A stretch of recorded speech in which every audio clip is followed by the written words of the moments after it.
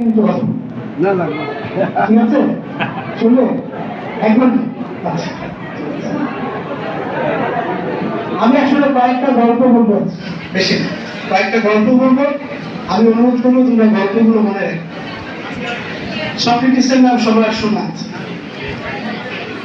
Socrates একটা কথা বলেছিলেন life unexamined is not worth living যে জীবনটা পরীক্ষিত হয়নি নিজের জীবনটাকে পরীক্ষা করেনি সেই জীবনটা খুব বেঁচে থাকার মতো খুব অসাধারণ নয়।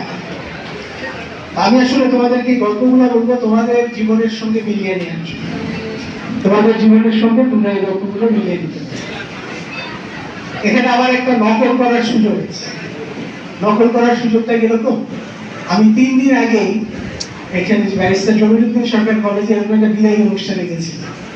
আমি চিন্তা করছিলাম আচ্ছা ওইখানে যেটা বললাম এখানে একই কথা বলে তারপরে দেখলাম আবার মুশকিল হচ্ছে ওইখানে আমার 2-1 জন আমার সঙ্গে এখানে যারা আছে তোমরা ভাবতে আচ্ছা আপনি ওইখানে যা বললেন একই কথাই বললেন, তো পুরোপুরি একই কথা বলবো না, ওই গল্পগুলো বলবো আর 2-1টা একটু অন্য কথা বলবো। প্লেটোর নাম তো সবাই শোনা আছে নাকি? প্লেটোর একটা গল্প আছে, একটা বই আছে দ্য রিপাবলিক। এই বইতে প্লেটো একটা গল্প বলছে। এই গল্পটা হচ্ছে অ্যালিগেটর দ্য কিং। একটা পাহাড়ের গুহার মধ্যে কিছু মানুষকে জন্ম থেকে বেঁধে রাখা, তাদেরকে বেঁধে রাখা হয় এবং তারা যেদিকে মুখ করে আছে সেদিকে কোনো আলো নেই, সেদিকটা পুরোটাই অন্ধকার। তার পিছন দিকে আগুন আছে, আলো আছে, কিন্তু তারা যেহেতু উল্টা দিকে মুখ করে আছে তারা আসলে ছায়াগুলো দেখে। যে মানুষজন যাওয়া আসা করে এই আলোর মাঝখান দিয়ে সেই ছায়াগুলো দেখতে, তাদের জীবনটা কিন্তু এই ছায়াগুলোকে ঘিরে। এই ছায়াগুলো যখন আসে, এই ছায়াগুলো তারা দেখেন, এই প্রকৃতিগুলোকে, এই আকৃতিগুলোকে তারা বিভিন্ন নাম দেয়। এটাই হচ্ছে তাদের জীবন, সারা জীবন তারা এটাই দিচ্ছে, এটাই হচ্ছে তাদের বেড়ে ওঠে। কোনো একদিন একজন বন্দী সেখান থেকে ছাড়ায়, সে ছাড়াতে বাইরে যায়। বাইরে যেয়ে সে যখন ঘুরে আসে, বাইরে যেয়ে সে সত্যিকারের পৃথিবীটাকে দেখে। প্রথমে তার চোখ ধানিয়ে যায়, সে যাবে না অনেকক্ষণ নিজের সঙ্গে চিন্তা করে, তারপরে তার উৎসাহ তাকে নিয়ে যায়।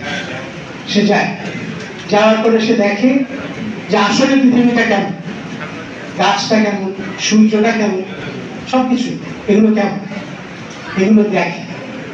দেখার পরে তার মনে হয় আমার এই কথাগুলো এখানে যারা ভিতরে আছে, আমার বন্ধু বান্ধবরা, আমার আত্মীয় স্বজনরা, আমার পরিবার, তাদেরকে আবার বলা দরকার। সে আবার বলার জন্য আসে, কিন্তু যারা ভিতরে রয়ে গেছে তাদের পৃথিবীটা কিন্তু পরিবর্তন হয়, তাদের পৃথিবীটা সেই আগের জায়গাতেই বেড়ে গেছে। তাদেরকে নতুন কথা যতই বলা হোক না কেন, এই নতুন কথা তারা শোনার জন্য তখনও কতটুকু প্রস্তুত তারা জানে। আজকে তোমাদের এই যে বিদায়, এই বিদায়টা আসলে বিদায় নয়, কারণ সারা জীবন তোমরা যেখানেই থাকো না কেন এই তোমাদের এই কলেজের কথা তোমাদের সবসময় মনে থাকে। প্রশ্নটা হচ্ছে যে এই নতুন পৃথিবী একটা নিয়ে তোমাদের সামনে যারা কেউ আসবে, যখন কেউ আসবে, তোমার যে দেখার পৃথিবী, তুমি যেভাবে পৃথিবীটাকে দেখেছ, নতুন পৃথিবীটাকে তুমি গ্রহণ করতে পারবে কিনা, এটাই হচ্ছে প্লেটোর প্রশ্ন। যে নতুন পৃথিবীটাকে যখন সামনের দিকে হাতছানি দিবে, সেই পৃথিবীটাকে তুমি গ্রহণ করতে পারবে কিনা এবং কিভাবে গ্রহণ করবে, সেটা হচ্ছে আসল কথা।